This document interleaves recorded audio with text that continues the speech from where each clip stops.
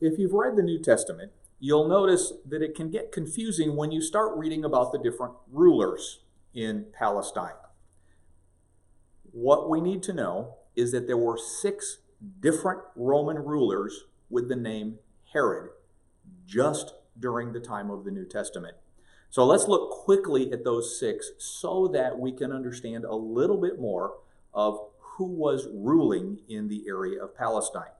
Now, Palestine was the name that the Romans gave to the province around where all of this happened, what we now think of as Israel, where the Gospels took place and where Paul's ministry began. And several decades before Jesus was born, Rome appointed a man named Herod as the king of Palestine.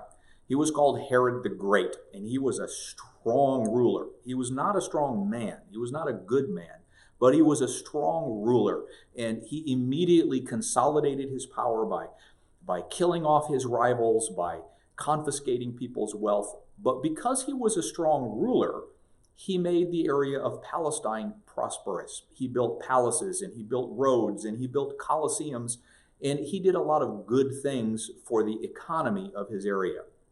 Eventually, of course, Herod the Great died, and he was replaced by 3 sons. His area of responsibility, the province of Palestine, was divided among 3 sons, all of whom had the name Herod. The first was Herod Archelaus. He ruled the area of Judea, the area that includes Jerusalem, and he persecuted Jews. He's mentioned in Matthew chapter 2. He was a very bad leader. Not only did he persecute the Jews, he was simply a poor leader, and Rome soon replaced him with some other leaders.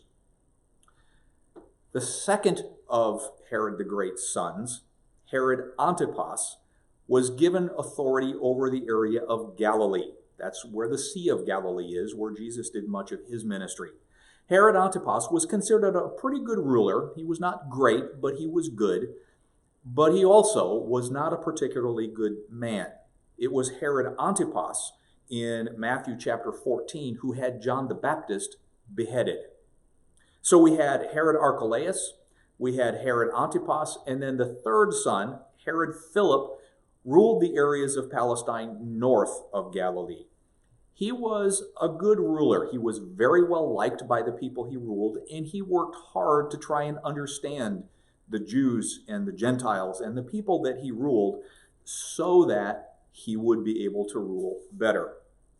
Now, one question, of course, is why do we even care? Because it can get confusing looking at all of these different Herods.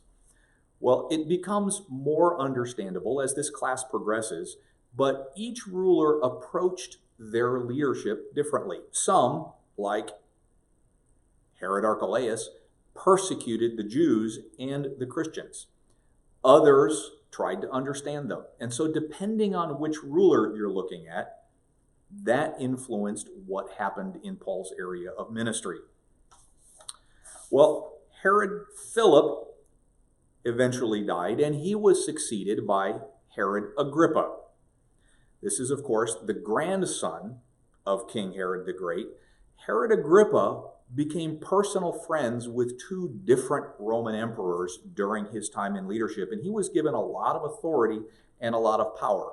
Herod Agrippa persecuted the early church. It was Herod Agrippa who was the leader, the ruler, in Acts chapter 12 when the church is being persecuted. It was under his leadership that James, the disciple, was killed, and that Peter, the apostle, was imprisoned. Well, eventually, as always happens, he also died. He was replaced by his son, also called Herod Agrippa. So Herod Agrippa I was succeeded by his son, Herod Agrippa II. Herod Agrippa II was one of those rulers who tried to understand the people that he ruled. He tried to understand the Jews, and he tried to understand the relationship between the Jews and the Christians. It was Herod Agrippa II who's mentioned in Acts chapter 25 and 26 towards the end of Paul's ministry, who was consulted. The other Roman rulers asked Agrippa's opinion on what was happening with the Apostle Paul. So we see there are 6 different Roman rulers named Herod during the time of the New Testament. Each approached Christianity and Judaism and leadership a little bit differently, which then influenced the way Paul did his ministry.